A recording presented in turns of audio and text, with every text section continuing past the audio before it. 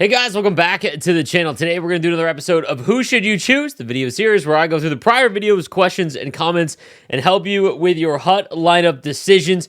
I want to touch first on something that I talked about earlier. As you guys know, if you've been following me on stream or on social media, you know that I've been developing my own HUT database website. It's going to be called HUT Hub. It is going to be everything that you need to know about Hockey Ultimate Team in one place. It'll have a team builder, all of that stuff. We were trying to launch it today as of the recording of this video. It'll be Friday. Myself and Tris, my partner who has been developing the site, we just don't feel like all of the features are fully working yet. And we want to make sure that when we release it, everything that we had planned is essentially in the site and everything's working. So we've got about 10 people that were testing the site and using the team builder, searching the cards, all that kind of stuff, and all the other stuff that we have in the site. So we don't know how long the delay is going to be. I'm still adding cards essentially every single minute I am not on stream or on YouTube. EA likes to release 5,000 cards in a month or two, and I've got to go back and retroly add all the ones from that were released prior. So I do apologize for the delay. I might start just streaming it because unfortunately my channel and on YouTube and on Twitch is taking a hit because my time just can't go there. It's got to go just to adding cards. So I do apologize, guys. I know I've been talking about this for months, but once it is launched, it will be there every single year, and I'm really excited for it. I think it's going to be really good for the community. That being said, let's get to your questions. All right, let's get into it. So Chunky, he says, "Hey Sleeves, best of luck with the database." I appreciate that, man. I was able to make the 5 Team of the Year players, and I'm struggling deciding where to put my AP. What would you prioritize? Additionally, not sure where to upgrade the next on my lineup. If this is how I should line up my players. I also am getting close to 75 seasonals.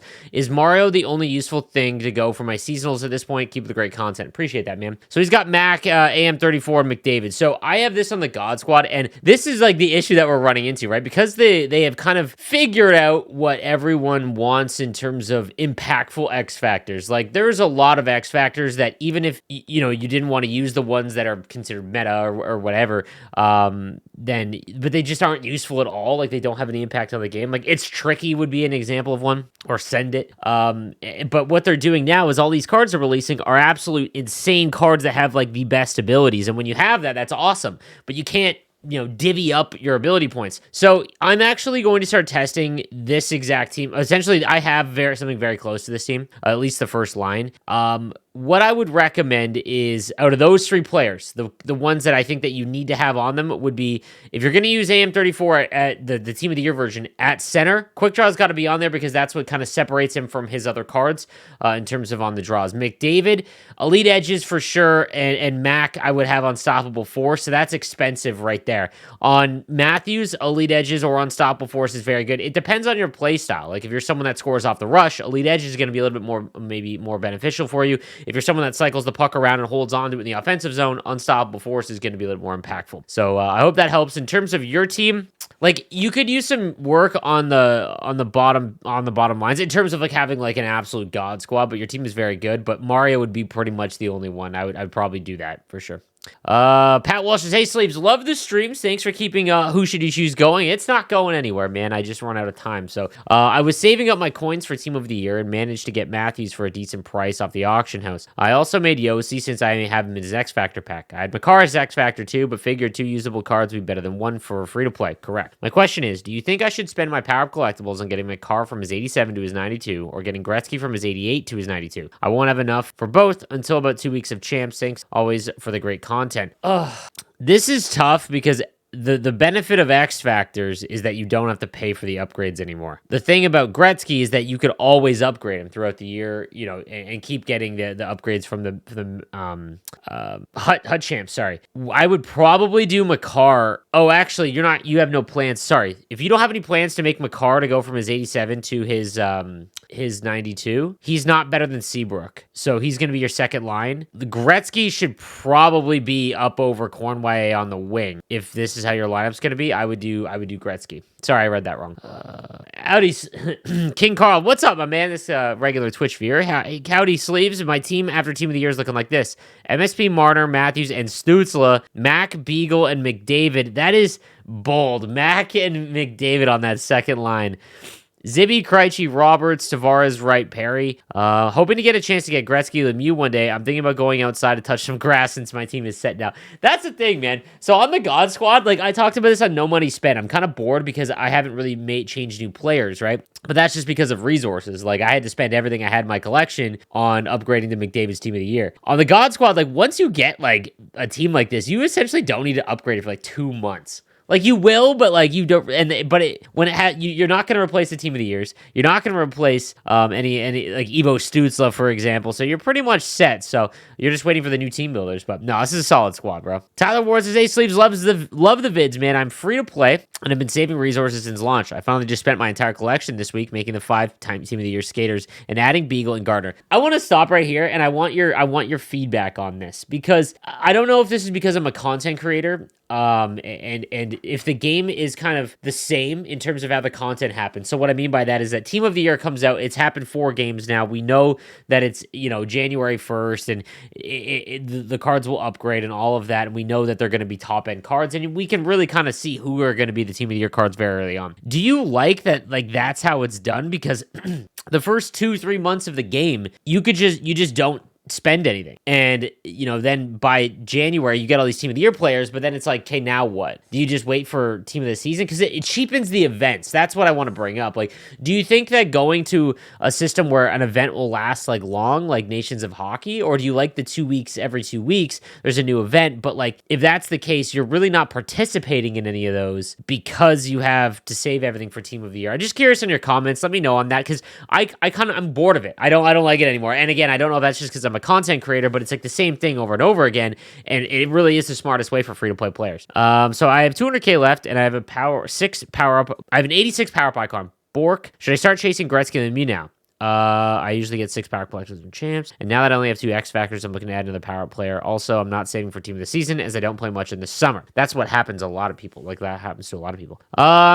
You've got Wright, Tavares, Larkin, Seabrook, Gardner. Yeah, so your top 4 is set. Like you aren't replacing anyone in here. Even if new master set players come out, I don't really see a way in which it would have to be an absolute animal to replace Gardner. And there's no way I would replace Seabrook unless someone gets gold truculence, I guess. But that being said, yeah, you're just chasing Lemieux and Gretzky now. Your squad is nuts. Red Rogue Film says, "Hey Sleeves, with how elite the Team of the Year cards are, is it still worth turning on the best abilities for them, or should I spend my ability points on other cards that may need it more? Example, Gold Unstoppable Force and 85 Tage Thompson over Gold Elite Edges on Team of the Year McDavid." So this is a good point. And I love questions like these, guys. I love answering your team builder questions and everything like that, but I love questions like this because I think this helps the broader audience. So when it comes to ability points and how to diversify them, essentially, I just kind of talked about that earlier. The problem with ability points, I'll use Mackenzie Weegar as an example. So as you guys know, I love the spreadsheet hockey Mackenzie Weegar. However, if you do not have gold truculence on him, he's a very mediocre defenseman. He's 6 foot. He's got 90 speed and acceleration.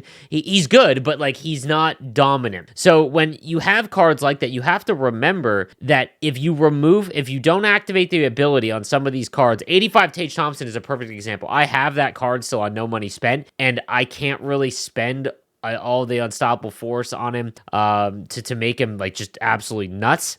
And at that point, you might as well get rid of them. So I would put probably 50% of your AP points at least on your first line, like your first 3 players in that line. And then after that, you maybe like on defense, if you have truculence players, they need to have it at least on the first 2 pairings. Because if you have truculence defensemen, they are so dominant at helping fight people that play behind the net or getting the puck back. Because if you're going up against McKinnon, who's got unstoppable force, he's got 95 skating. If you don't have someone with truculence, like good luck. Like you're gonna have to time that perfectly. So it's very difficult. In my opinion, what I would do is if those players like Tage Thompson or Weegar start to fall further in your lineup, once they get to the third line or third pairing, it's time to move on. Like even if you activate their X factor, it's not worth using the ability points on a player that's not going to see the lines. And it's interesting that you have to activate those ability points on those cards to make them even like that's why you have them essentially. The McKinnon and McDavid,